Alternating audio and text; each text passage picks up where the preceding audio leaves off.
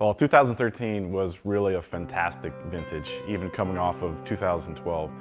13 as a growing season was very even, optimal levels of ripeness, and produced wines that have extraordinary depth and complexity.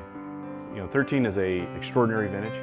It's a vintage that I think the wines have a lot of density to them. Probably the biggest challenge with the wines is they did have so much density and complexity to them. It was to stylize them so that they made nice rich wines, but not being too over the top.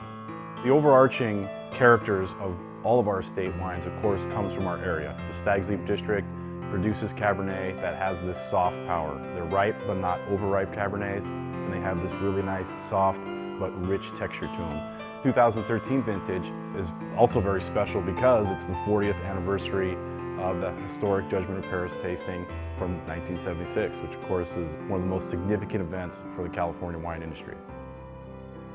2013 vintage was a beautiful vintage. It was a dry year, so it was the second year of our drought, but we had really good abundant rainfall in December, so the soils were properly wet, and when the vines came out, they grew robustly.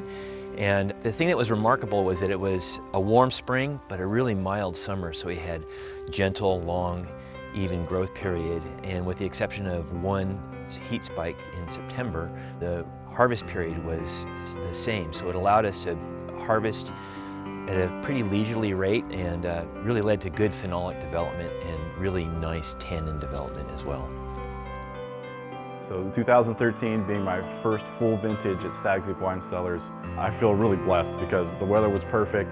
It was really fun to see all the nuances of Fay during the whole growing season, and also just the special parts of SLV, watching that grow from bud break to harvest. I mean, both these vineyards are spectacular and have real character, and it's nice to actually see that and feel that through the whole harvest.